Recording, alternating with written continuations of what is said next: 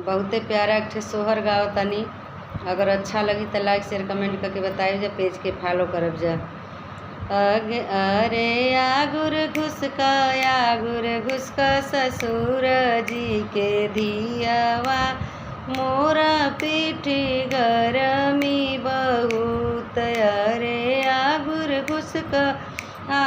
घुसका ससुर जी के धियावा, मोरा पीठी गरमी बहुत।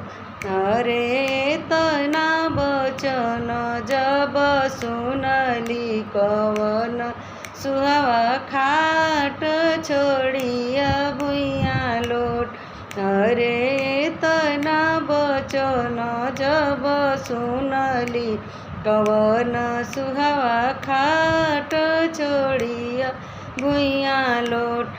अरे घरी राती गईली, पहर राती गईले, धैली नई हरवा के राह। अरे घरी राती गईले, पहर राती गईले, धैली नई हरवा के राह। अरे को से गईली, दूसर को से गईली, तीसर को से गंगा बढ़िया से। अरे को से गईली, दूसर को से गईली, तीसर को से गंगा बढ़िया से। अरे हाली हाली नैया ले आऊ रे मलहवा, हम के उतार गंगा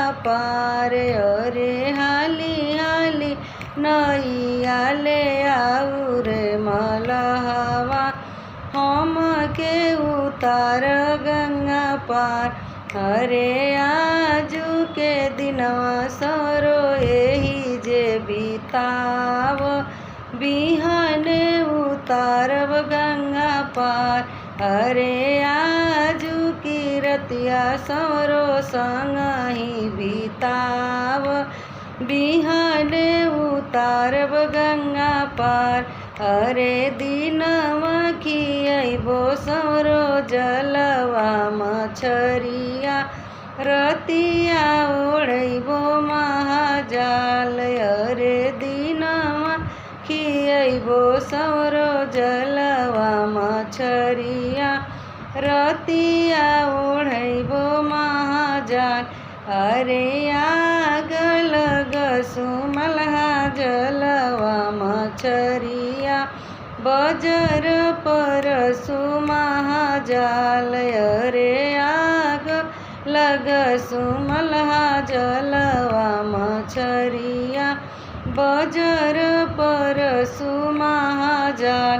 अरे चाँद सूरज ऐसन आपन पियवा तेजली, तोहर कवन बुनियाद। अरे चाँद सूरज ऐसन आपन पियवा तेजली, तोहर पर कवन गुमान।